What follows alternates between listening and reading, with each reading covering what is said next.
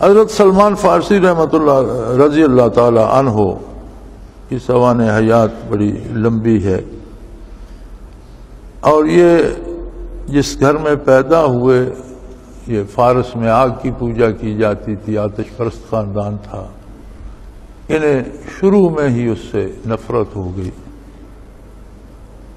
اور یہ حق کی تلاش میں نکل پڑے، تو ساری زندگی ان کی سیاحت کی نظر ہو گئی، اور ڈھلتی عمر اور بڑھاپے میں حضور نبی کریم صلی اللہ علیہ وسلم کی خدمت عالی میں پہنچے، ساری عمر اس تلاش میں پھرتے رہے، تو آتش پرستوں سے دل برداشتہ ہو کر عیسائی راہبوں کے پاس، مختلف تارک الدنیا عیسائی راہب جو تھے، درویش تھے، ان کے پاس گئے جو اہل علم تھے۔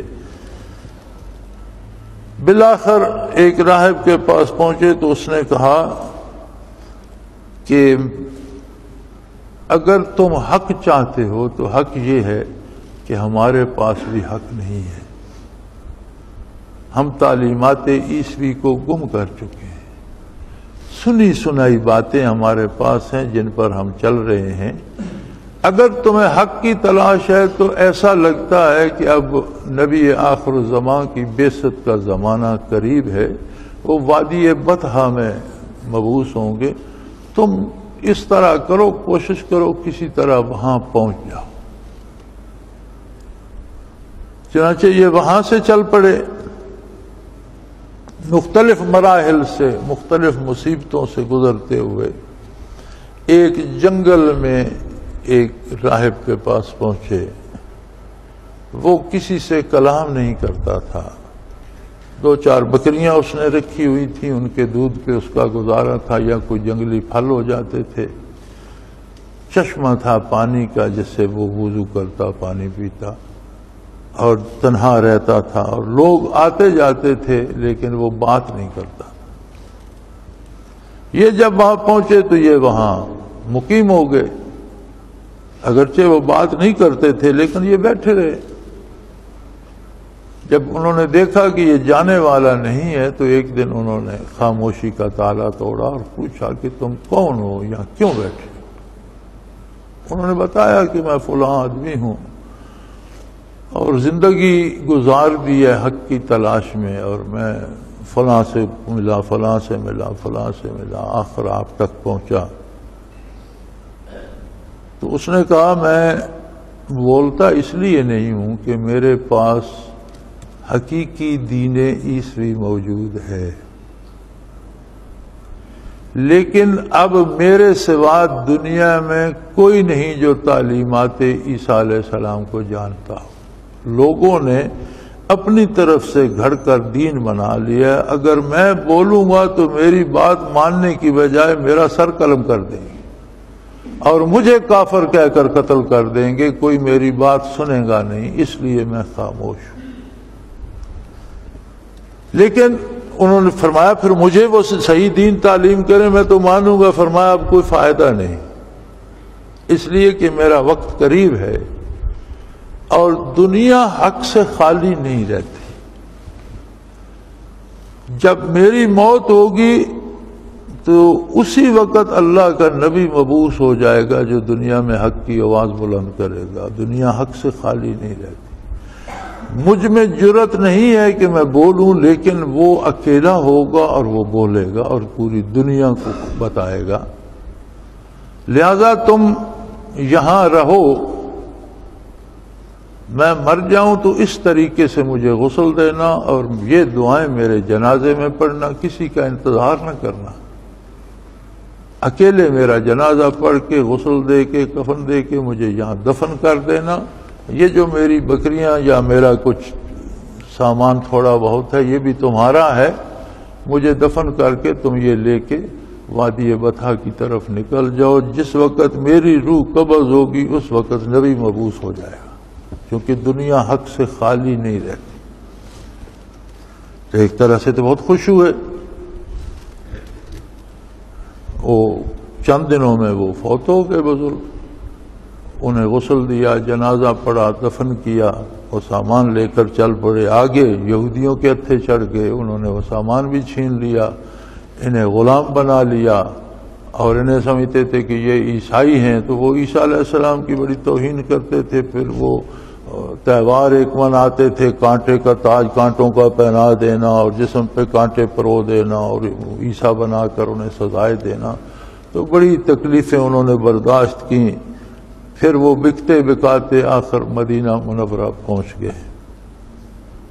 اس سے انہوں نے یہ پوچھا تھا کہ اگر میں نبی کے پاس جاؤں اور میں پہنچ جاؤں اور وہ نبی مبعوث ہو جائے تو مجھے کیا شناخت ہوگی کہ یہی وہ ہستی ہے؟ تو انہوں نے کہا میں تمہیں دو باتیں بتاتا ہوں کہ وہ ہدیہ قبول کریں گے اور صدقہ قبول نہیں کریں گے، یہ پہچان ہوگی نبی آخر الزمان کی۔ یہ مدینہ منورہ بھی پہنچے تو یہودیوں سے بکتے بکاتے ایک یہودی کے پاس غلام کی حیثیت سے ہی پہنچے۔ نبی کریم ہجرت فرما کر مدینہ منورہ جلوہ افروز ہو چکے تھے، کسی طرح حضور کی خدمت عالیہ میں پہنچے اور کچھ کھجوریں لے گئے اپنی طرف سے اور پیش کی کہ یہ صدقہ کی کھجوریں ہیں، تو میں نے کہا میں خدمت عالی میں پیش کروں۔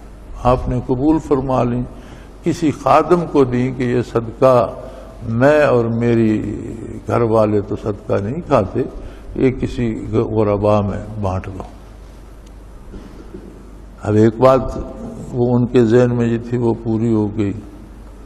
پھر دوسری دفعہ چند دن بعد پھر حاضر خدمت ہوئے، کچھ کھجوریں لے کے عرض کی یہ ہدیہ ہے میری طرف سے، تو حضور نے قبول فرما لیا، خود بھی ایک آدھ کھجور تناول فرمائی اور صحابہ کرام میں بانٹ دیا۔ تو انہوں نے کہا وہ باتیں تو دونوں ٹھیک تھیں اس راہب کی، ایمان لے آئے، کلمہ پڑھا، لیکن عرض کی یا رسول اللہ میں بہت پھنسا ہوا ہوں، اور پوری اپنی رودات سنائی، کیسے گھر سے نکلا، 50-60 برس ہو گئے دھکے کھاتے، اور پھر اس طرح اس راہب نے بتایا، اس کے بعد غلام ہو گیا، پھر ابھی غلام ہوں، در غلام بکتا چلا جا رہا ہوں، اب بھی ایک یہودی کے پاس ہوں۔ تو آپ صلی اللہ علیہ وسلم نے فرمایا اس سے مکاتبت کر لو، اسے کہو تمہیں مکاتب کا۔ مکاتب ہوتا ہے کہ غلام کے ساتھ وہ طے کر لیتے ہیں کہ اتنے پیسے مجھے یا میرا یہ کام کر دو تو تم آزاد ہو۔ تو فرمایا تم اس سے مکاتب کر لو۔ یا رسول اللہ میرے پاس تو کچھ بھی نہیں، میں دوں گا کیا؟ فرمایا وہ اللہ انتظام کر دے گا۔ انہوں نے مالک سے بات کی، اس نے کہا بھئی 300 پودے کھجوروں کے لگاؤ، جب وہ پھل دینے لگے تو تم آزاد ہو، اور 40 اوقیہ سونا مجھے لا دو، وہ کھجوریں پھل دے جائیں، 40 اوقیہ سونا تم مجھے دے دو، تم آزاد ہو۔ بڑے پریشان ہوئے کہ کھجور تو 4-5 سال میں جا کر پودا پھل دینے لگتا ہے، ایک تو یہ 4-5 سال، پھر 40 اوقیہ سونا، وہ اتنا بنتا ہے، میں سونا کہاں سے لاؤں گا؟ بارگاہ عالی میں حاضر ہوئے، خدمت نبوی میں عرض کی، آپ صلی اللہ علیہ وسلم نے فرمایا کل سے کھجوریں لگانا شروع کرو، اور شفقت کا مالے شفقت دیکھیں کہ وہ باغ خود حضور نبی کریم صلی اللہ علیہ وسلم نے بھی ان کے ساتھ اپنے دستے مبارک سے بھی کھجوریں لگوائی۔ چنانچہ جب حضور ساتھ ہو گئے تو صحابہ کرام سارے لگ گئے، اور وہ تھوڑی دیر میں چند گھنٹوں میں 300 پودے لگا دیے گئے۔ اب دستے مبارک سے لگے ہوئے تھے، اللہ کی شان یہ ہوئی کہ وہ اس قدر جلدی بڑے اور جوان ہوئے کہ پہلے سال ہی پھل لے آئے۔ یا رسول اللہ کھجوروں پہ تو پھل آ گیا۔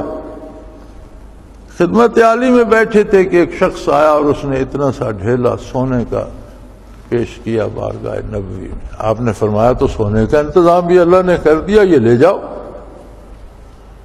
اور ایسی حکمت الہی ہے کہ وہ لے کر گئے، یہودی نے تولا تو وہ پورا 40 اوقیہ،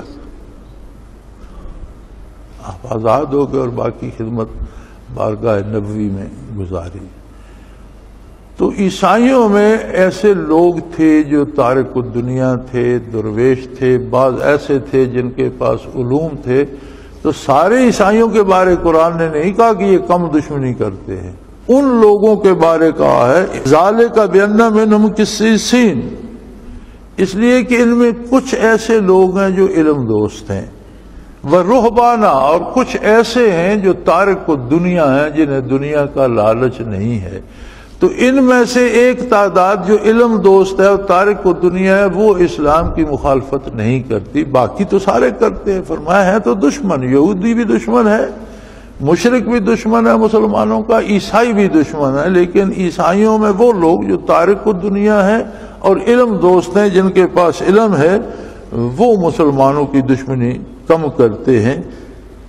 فَإِنَّهُمْ لَا يَسْتَكْبِرُونَ کہ جو لوگ علم دوست ہوتے ہیں یا تارک الدنیا ہوتے ہیں، ان میں تکبر نہیں ہوتا، انانیت نہیں ہوتی، اور تکبر وہ چیز ہے جو ہر برائی کی جڑ بنتا ہے۔ وآخر دعوانا ان الحمد للہ رب العالمین۔ اللہ اللہ اللہ اللہ اللہ اللہ اللہ اللہ۔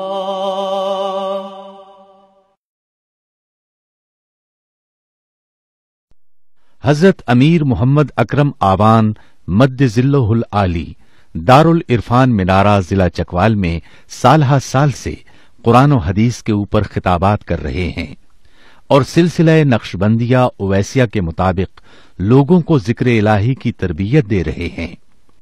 وہ قرآن پاک کی تفسیر ترتیب وار بیان کر رہے ہیں۔ تفسیر قرآن کو وہ موجودہ ملکی اور بین الاقوامی حالات کے مطابق بیان کرتے ہیں۔ موٹر وے سے کلر کہار کے انٹرچینج سے نکلتے ہوئے، کلر کہار کی جھیل سے ہوتے ہوئے، میانی، بوچھال اور نور پور سے گزرتے ہوئے دارالعرفان منارہ پہنچ سکتے ہیں۔ حضرت امیر محمد اکرم آوان نے بچیوں اور بچوں کی دینی اور دنیاوی تعلیم کے لیے سقارہ اکیڈمی کے نام سے ایک درسگاہ بھی قائم کی ہے، جس کا افتتاح ملک پاکستان کے صدر جنرل محمد ضیاء الحق نے اپنے دست مبارک سے کیا تھا۔ وہ تمام احباب جو اسلام کی طلب رکھتے ہیں ان سے گزارش ہے کہ دارالعرفان منارہ ضلع چکوال میں امیر محمد اکرم آوان صاحب کے خطابات سے مستفید ہوں۔ وہ ہر جمعے کو نماز سے پہلے بیان فرماتے ہیں۔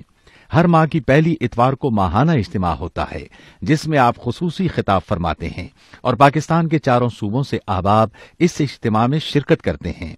اس کے علاوہ یہاں سال میں 2 مرکزی اجتماعات بھی ہوتے ہیں، ایک رمضان المبارک میں اعتکاف کا اجتماع اور دوسرا جولائی اور اگست میں 40 دن کا اجتماع ہوتا ہے جس میں روحانی تربیت کی جاتی ہے۔